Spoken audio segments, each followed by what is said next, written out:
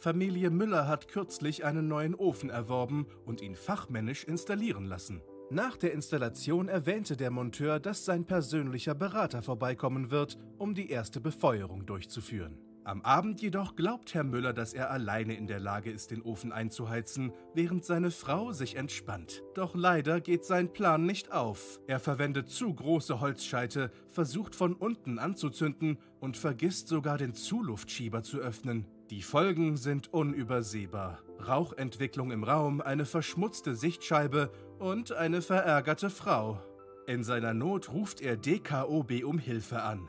Glücklicherweise trifft der persönliche Berater ein, um zu helfen. Gemeinsam stellen sie den Zuluftschieber richtig ein. Die großen Holzscheite liegen unten, darauf feines Anheizholz und ganz obendrauf kommt der Anzünder. Das Ergebnis ist ein perfekter Abbrand, glückliche Gesichter und ein minimaler Rauchausstoß. Holzfeuer sind nicht nur gemütlich, sondern auch CO2-neutral, nachhaltig und erzeugen wenig Emissionen.